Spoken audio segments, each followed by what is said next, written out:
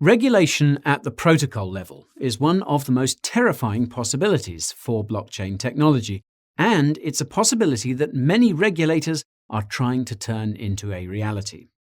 Case in point, the BIS recently released a paper which proposes protocol-level regulation for decentralized finance. Obviously, this could have huge implications for cryptocurrency. So today I'm going to give you a bit of background about the BIS and its DeFi paper, tell you exactly what it says in simple terms, and what it could mean for our beloved crypto.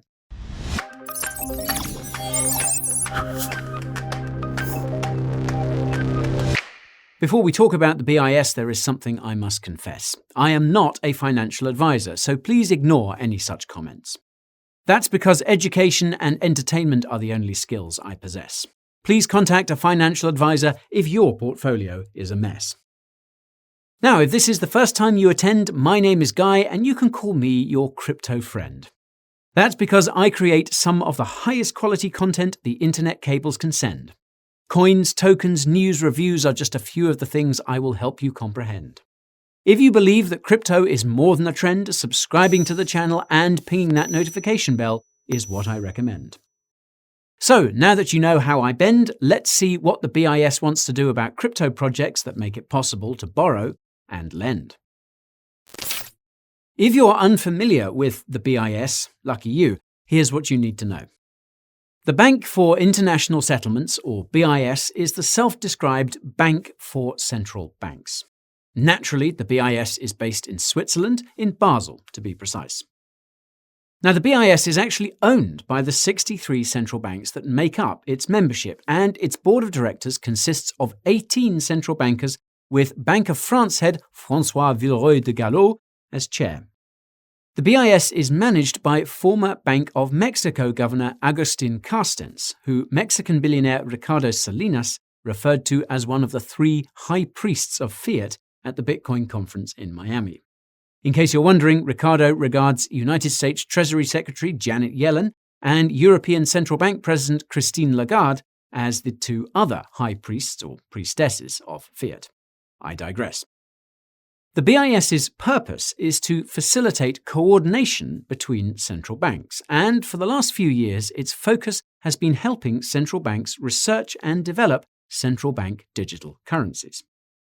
If you watched our video about the BIS's CBDC report from last September, you'll know that the central banks have some pretty dystopian design plans for their digital currencies.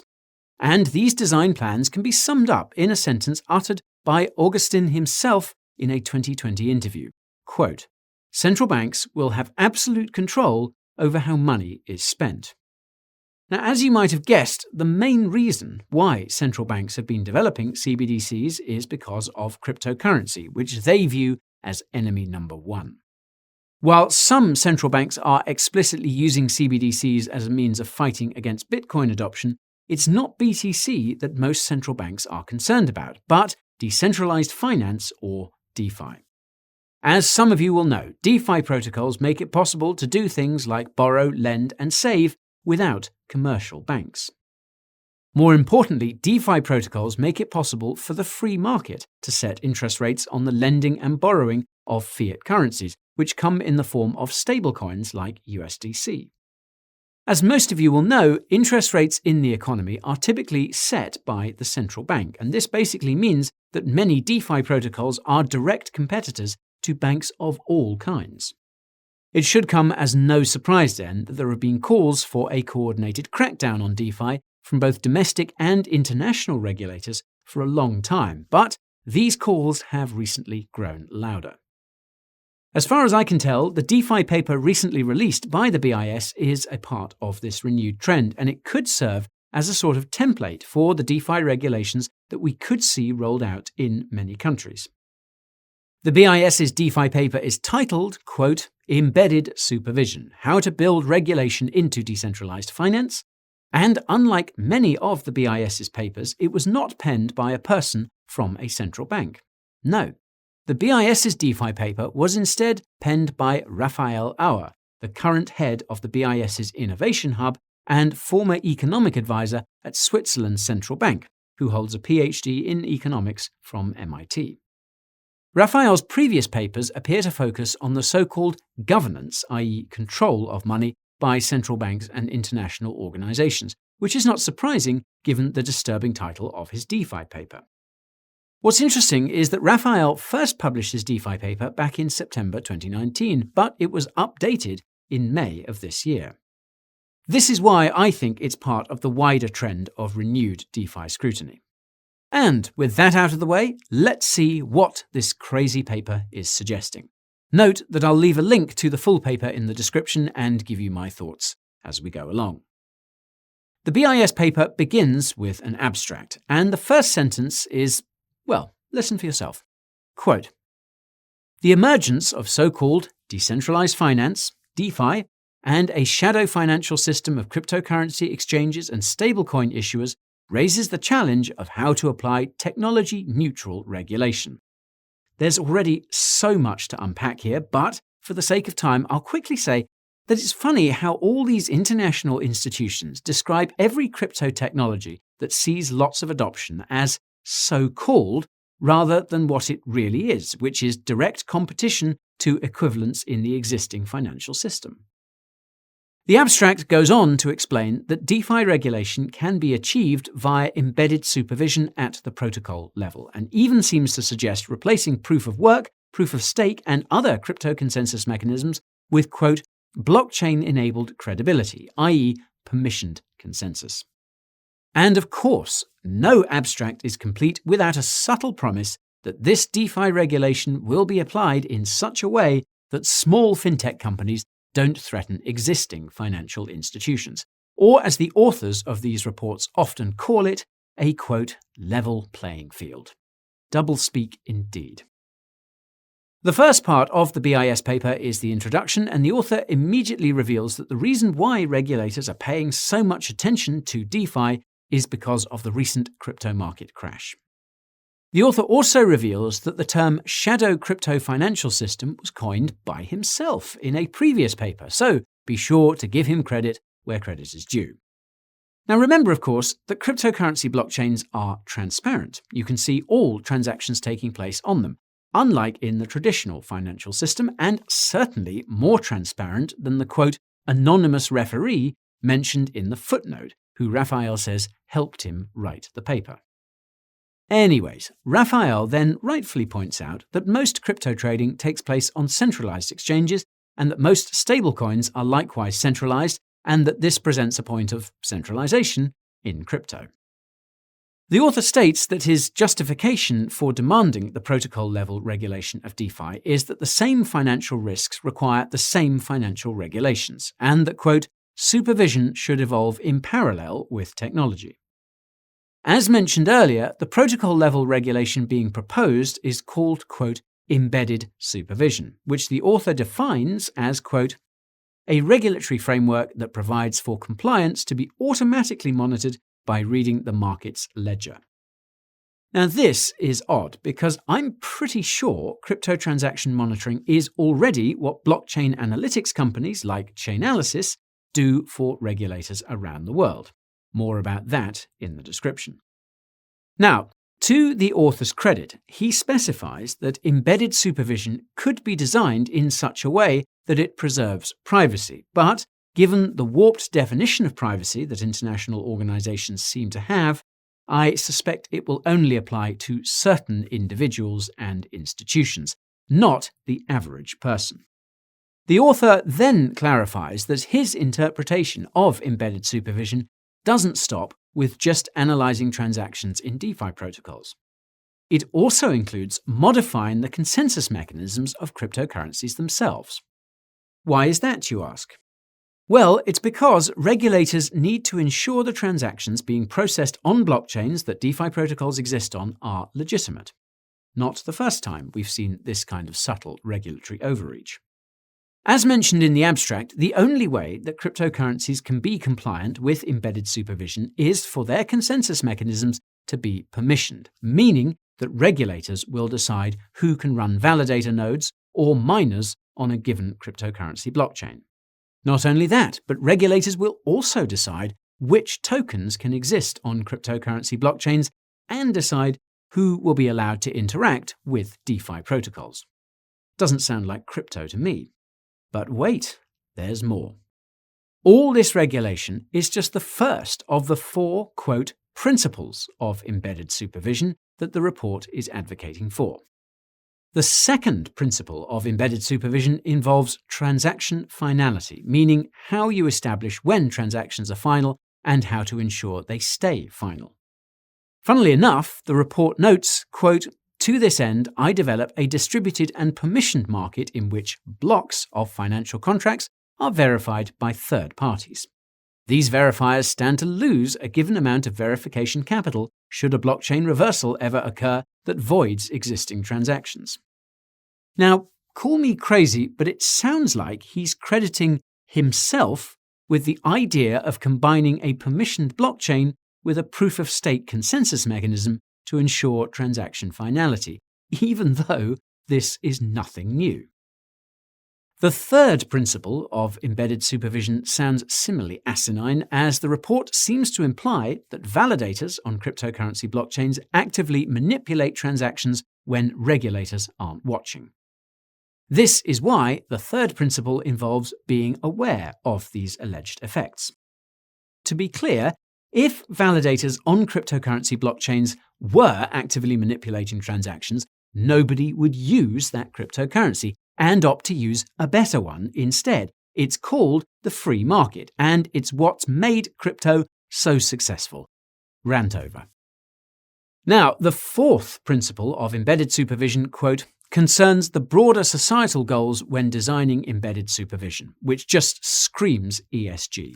And if you have no idea what ESG is, you can find out using the link in the description. Anyhow, the second part of the BIS paper provides a primer for what embedded supervision would look like, and at this point all I can picture is a boot stamping on a human face forever. That's George Orwell, by the way. The author starts by explaining how the cost of compliance in the traditional financial system is too damn high. This is because every single transaction and interaction must be meticulously documented, stored, and submitted to regulatory authorities on a regular basis. As a result, around 5% of the operational costs of corporations go towards compliance, and the author highlights how the cost of regulatory oversight is likewise high for central banks. To that I say, well, cry me a river. You can literally print money out of thin air. The author then goes on to say that we must, quote, look beyond Bitcoin and other permissionless cryptocurrencies and see just how much potential there is in a blockchain that's totally controlled by the central bank and the government. I wish I was making this up. To add insult to injury, he then states that, quote, such permission technology primarily enables the decentralized trading of stablecoins and other asset-backed tokens, as well as decentralized financial engineering based on these tokens via self-executing smart contracts. Besides the fact that this is already possible with actual cryptocurrencies, none of this would be decentralized because it would be centrally controlled by the central bank and the government. After talking about how smart contracts could be used to automate most of what happens behind the scenes in the existing financial system, the author confirms that institutions would not be comfortable sharing all their data and would therefore prefer that permissioned blockchains be encrypted. To solve this, the author states, quote, the compliance process would then consist essentially of determining which internal and external institutions could access which part of the underlying data and at what level of aggregation. Put differently, privacy will not be possible, but then we already knew that. The author then casually drops a bombshell, and that's that, quote, embedded supervision can only be useful in the context of transactions involving regulated financial intermediators, suggesting that only the institutions will have access to this inverted version of DeFi, not regular folks like you and me. Last, but certainly not least, quote, a final key element must be a watertight and potentially globally coordinated KYC identity framework that keeps illicit activity out of this novel ecosystem. You know, that sounds like a grand old time, but I think I'll stick with Vitalik Buterin's proposal to create decentralized digital identities using non-transferable NFTs. You can find out all about that using the link in the description. Anywho, the third part of the BIS paper explores how embedded supervision can be used to ensure transaction finality, which I'll repeat is something that can already be done using existing economic guarantees in cryptocurrency. As far as the author is concerned, however, the only thing that can provide true finality is laws and regulations, hence why they must be implemented at the blockchain level. He then goes on to essentially explain how proof of stake works and once again seems to pat himself on the back for being so clever as to combine it with a permissioned blockchain. What's nice is that he elaborates on the point he made earlier about validators manipulating transactions when regulators aren't looking, and seems to admit that this would also be done when regulators are looking because validators want to give the illusion of compliance. Now, luckily for the folks unlucky enough to be subject to such a system, he says a simple solution to the problem he created is to apply regulations retroactively, meaning recent transactions won't be viewed with regulatory scrutiny, but ones that took place further back in the past will be. Spooky. The author then goes on to do a whole bunch of complex maths to prove that his supposedly novel system of ensuring transaction finality works. Lo and behold, it does. Someone please give this man a Nobel Prize. Jokes aside, there was some pretty serious stuff scattered amongst the maths, such as suggestions that even the code of the smart contracts underlying DeFi protocols must be assessed by regulators before being pushed to the blockchain. Now, don't get too excited yet though, because the paper isn't over. The fourth part of the paper talks about how embedded supervision can make it possible to, quote, harness the fintech opportunity. Oddly enough, this section of the paper is seemingly meant to convince any regulators reading it to implement embedded supervision. The author highlights all the benefits like total control, total compliance, financial stability, financial inclusion, and lower transaction and compliance costs. I'm not exaggerating either. The author clearly states that, quote, one operational aspect is for regulators and supervisors to take an active role in the design of the market. In addition to lowering costs, the author states that regulators should focus on the digitization of official information to maximize the benefits of embedded supervision. Now, this is actually scarier than you think, because digitizing things like the ownership of real estate, as the author suggests, means the government will have the ability to revoke those rights at any time. This isn't possible to do with physical documents in your possession proving that you own a plot of land or a house, for instance.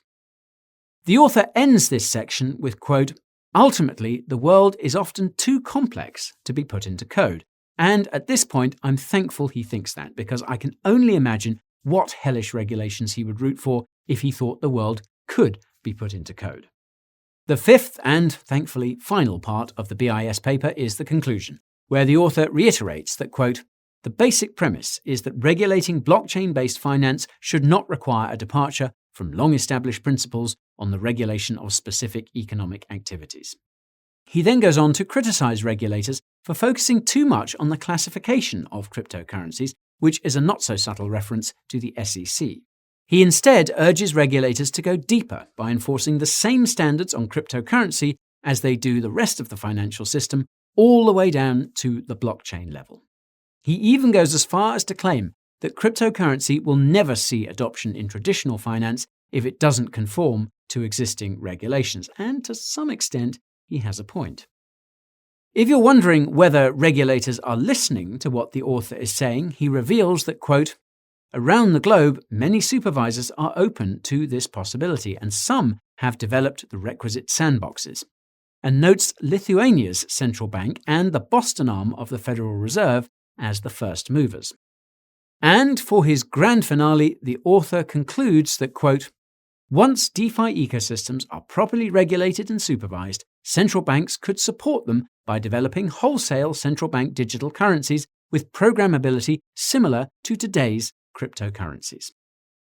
Contrary to what he claims, the reality is that central bank digital currencies and cryptocurrencies couldn't be more different, and you can find out just how different they are by using, of course, the link in the description.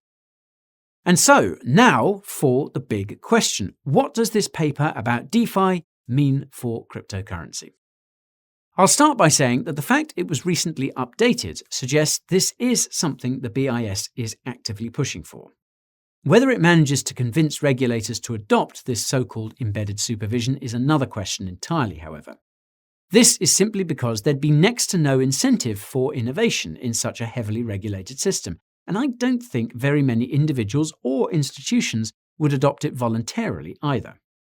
Any proposal to regulate DeFi or cryptocurrency in such a manner would also result in extreme pushback from the crypto community, especially the crypto companies that have been spending tens of millions of dollars to make sure politicians pass pro-crypto regulations. This is called lobbying, and yes, it's entirely legal. More about that in the description. Now, another reason why we probably won't see embedded supervision anytime is because it's just completely insane. The fact that the author was frequently citing his own papers suggests to me that he's built an airtight echo chamber for himself and his ideas during his years at the BIS. And there's no question any critical eyes will see this and wonder whether they should take his ideas seriously. In his defense, when you're surrounded by control-obsessed central bankers and big personalities like Augustin Carstens all day, you're likely to forget what those ideas look like to the average person. There's also no denying that crypto can be an echo chamber of its own, but at least there's open and honest discussion about things like regulation. With the BIS, it's a one-sided discussion, and it's one where the average person has next to no chance of having a say. That's one of the reasons I think it's important to cover the papers and reports that are written by these international organizations.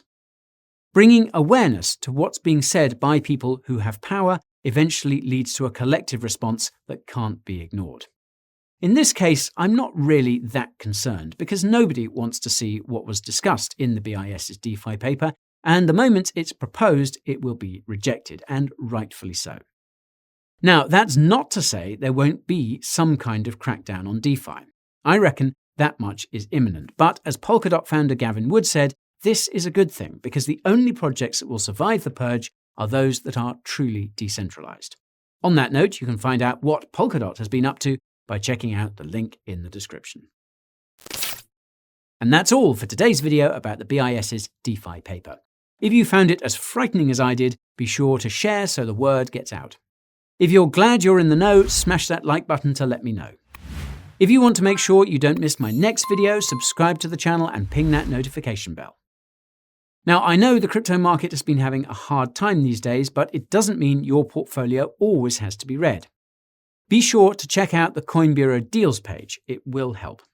As I mentioned before, the bear market is an amazing opportunity to load up on crypto knowledge and any altcoins you've been hoping to buy, which is why you should tune in to the Coin Bureau podcast to keep the knowledge flowing and watch Coin Bureau clips to keep up with all my altcoin updates. You should also follow me on Twitter, TikTok, and Instagram for memes and banter that will brighten your days in this bear market, and join my Telegram group to see which cryptos are on my radar.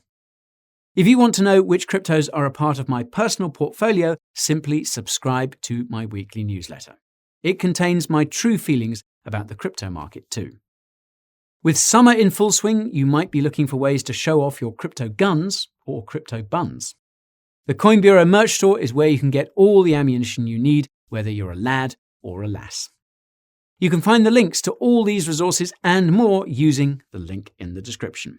And with that, I'm out. Thank you so much for watching, and I'll see you all again real soon.